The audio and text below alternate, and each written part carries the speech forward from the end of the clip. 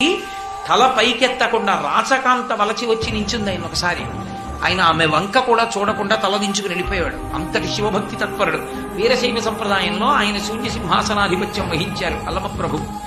ఆయన దగ్గరికి వెళ్ళి శైవమత విజ్ఞానాన్ని పొంది ఆమె ఆయన యొక్క శాసనం చేత నీకు మోక్షం కావాలి, శివుడిలో ఐక్యం అయిపోవాలి అనుకుంటే నువ్వు శ్రీశైల పర్వతం మీదకి వెళ్ళి తపస్సు చెయ్యన్నాడు. ఆమె శ్రీశైలం వచ్చింది.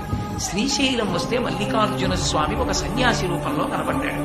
కనబడి ఇక్కడెక్కడా కాదు, నువ్వు తపస్సు చెయ్యాలి అనుకుంటే కదలీవనం పక్కనున్న గుహలలోకి వెళ్ళిపోమన్నాడు. ఎందుకని అంటే ఆ గుహలకు ఒక ప్రత్యేకత ఉంది. ఇప్పటికీ శ్రీశైల మల్లికార్జున స్వామి వారి దేవాలయంలో వృద్ధ మల్లికార్జున స్వామి దేవాలయం పక్కన త్రిఫల వృక్షం ఉంటుంది. దాని కింద పెద్ద వేదిక ఉంటుంది. దాని మీద దత్తాత్రేయ స్వామి వారు కూర్చుని ధ్యానంలో ఉన్నారు చాలా కాలం.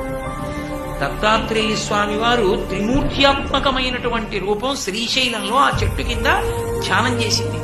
అదే దత్తాత్రేయ స్వామి వారు మళ్ళీ ఇంకో అవతారం తీసుకున్నప్పుడు నృసింహ సరస్వతిగా వచ్చారు.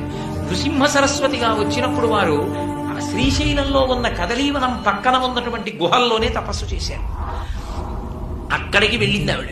ఇప్పటికీ వెళ్ళొచ్చు అక్కడికి, కానీ అక్కడికి వెళ్ళడమే ఒక పెద్ద